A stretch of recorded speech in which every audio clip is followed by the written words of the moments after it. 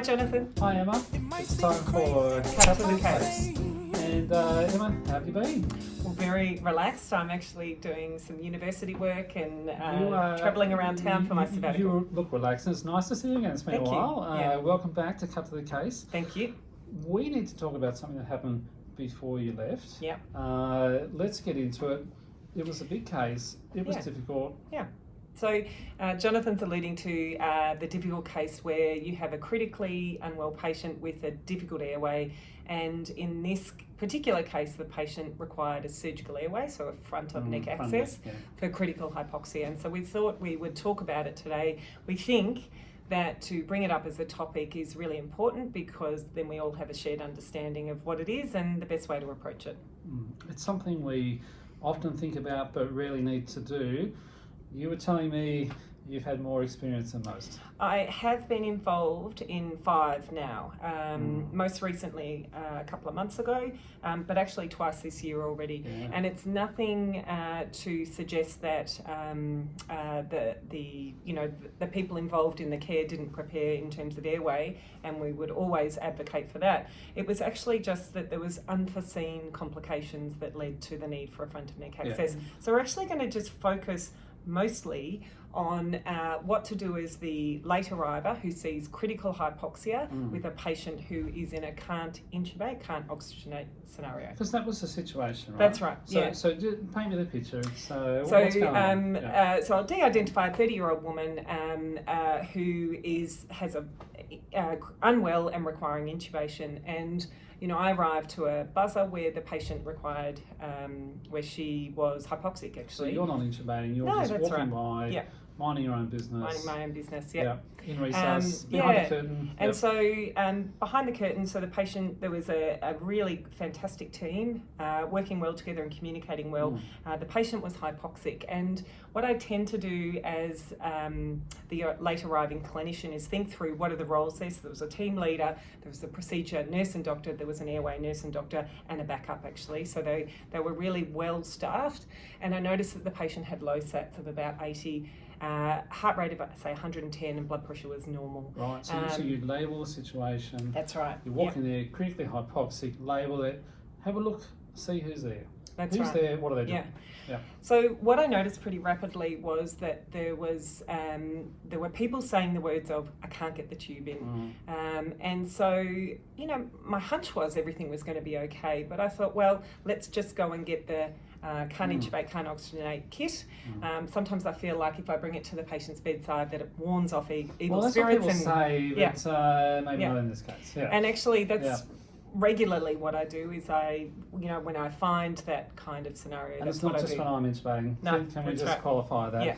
But seriously, it's look, anticipate and plan. Yes, so any intubation in emergency couldn't have said it better may go wrong. So anticipate and plan. We don't have a chance to prepare for these things. We just need to be ready to act. So you've anticipated there's going to be a problem.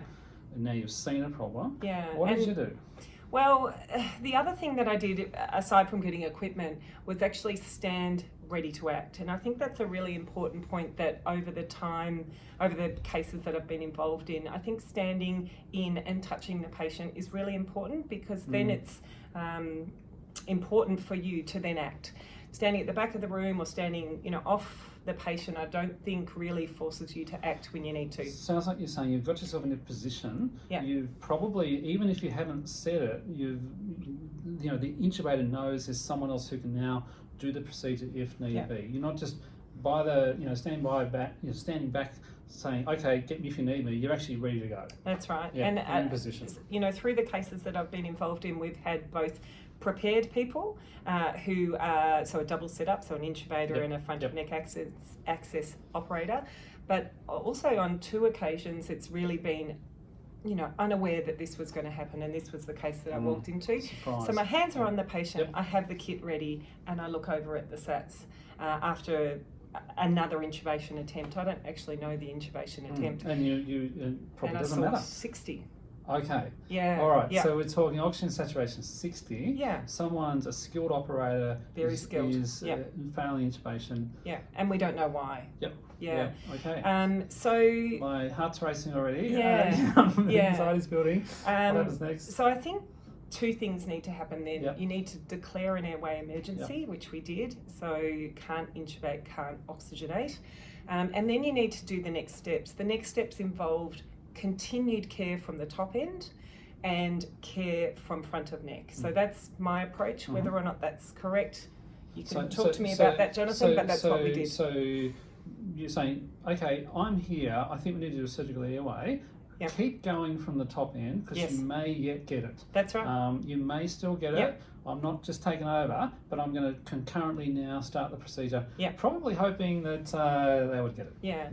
And over the 5 cases, one of them, while the neck incision was made, the intubator got through. Same with the second. Same with the third. The fourth didn't, required a front of neck access, and the fifth is the case we're talking about. I have to say, the one I did a couple of years ago, I kind of was a bit cocky, and I said, look, I'll just do it if it gets to it. And I'm standing in position, I'm ready to go, I've got the kit open, lo and behold, I had to do it. That's right. But I was ready to do it. Now, fortunately, I'd just been through a training session 2 weeks prior. So really, I was at my peak of knowledge. My hand-eye coordination was probably at the peak of what I was going to be. One of the things I do advocate for is really just having a rehearsed mental model of what you're going to do, and to break it down into steps.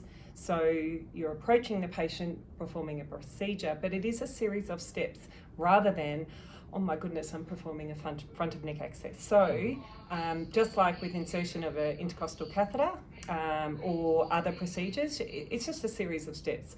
And so I accessed those steps and was able to successfully perform front of neck. And you know, people talk about small rewards as you go, because this is a tricky procedure, and it can be anxiety provoking. So you achieve something and you go, yep, okay, I've done that. You said, I've done step 1. Okay, now step 2, I've done step 2. So each time you reassure yourself, rather than it's all too much, there's too much happening. Are you going to talk through the steps? Yeah, sure. Let's do it. So for this young woman there, I was able to first stabilise the larynx, so the laryngeal handshake with my non-dominant hand. And I do that between my thumb and middle finger, and then I palpate with my middle finger because it's got the best sort of tactile sensation. And so then I'm sort of trying to feel where the cricothyroid membrane is.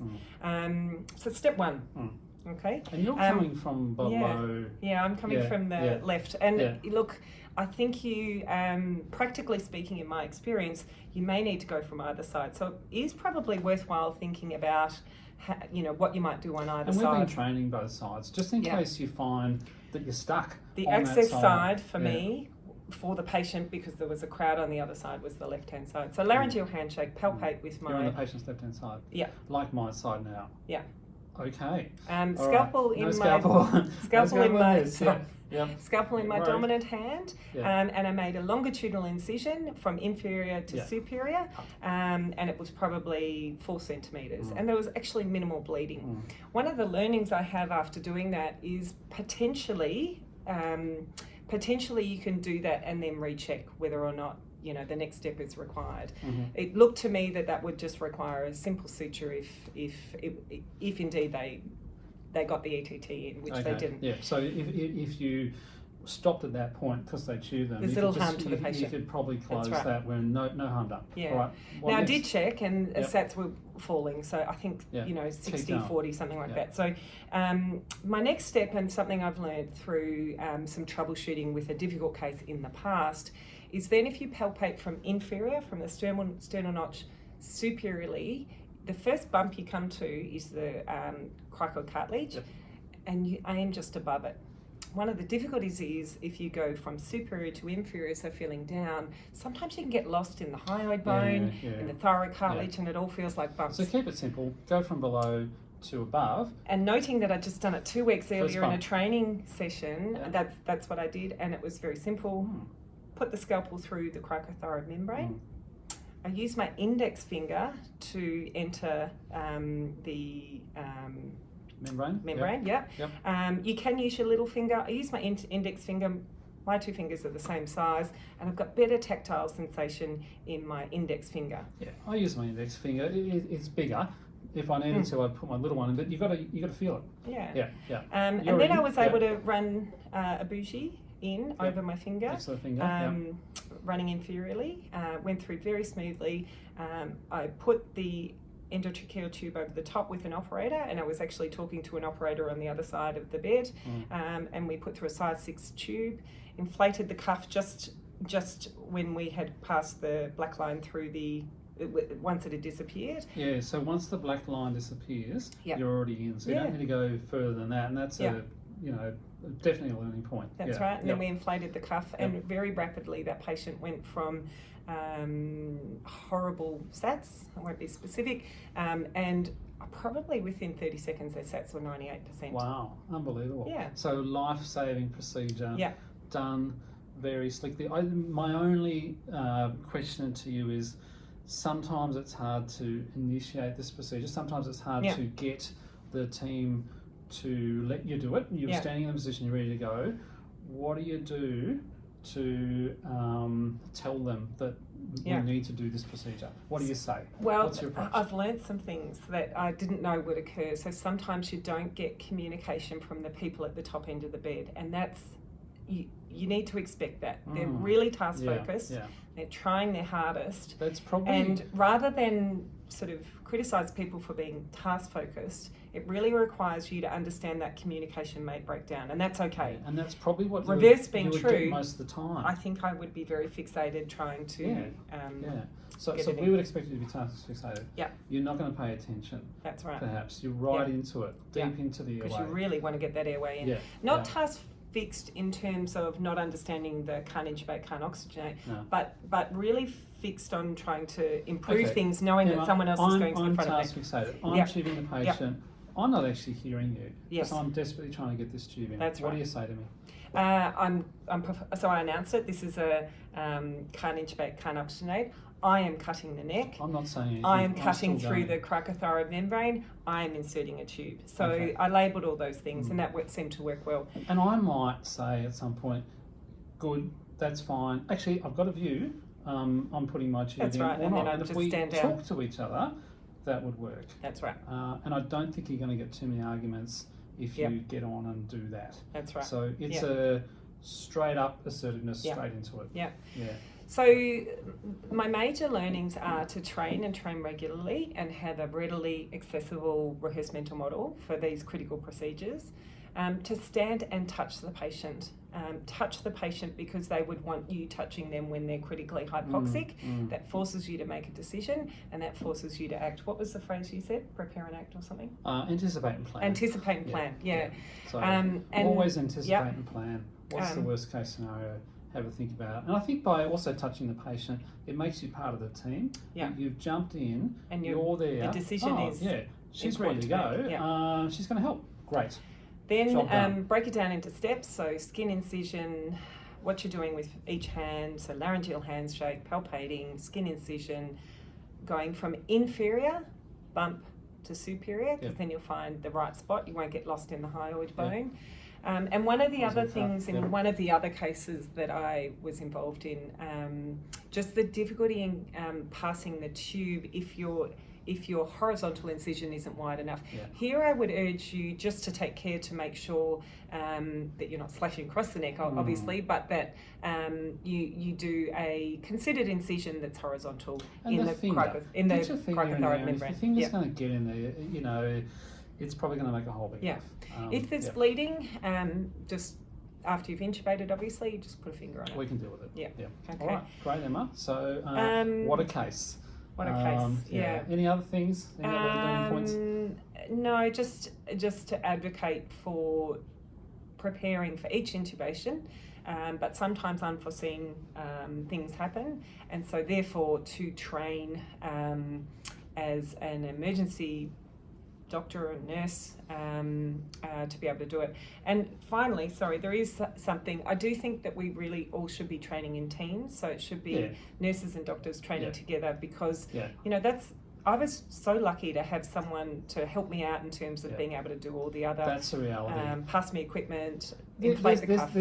two kinds of training for this. Is what I'm no hearing. I in team, Jonathan. No, there's not. There's a couple of kinds of training. There's the I can mentally rehearse this thing, the steps I'm going to do, but then I actually have to put it together in some sort of environment to practice it as a team. And it sounds like she did okay. Or fun, totally fun. Yeah, all right. So and that's the most important thing. And that's the thing. So well done. So it's a difficult thing to talk about because it is potentially scary. I'd urge you to train and have a rehearsed mental model. And then look, knowledge is power, and practice is power, and anticipating and planning is important. Yeah. It might seem crazy what I'm about to say. Okay. All right. See you next time. See ya. Bye. Bye.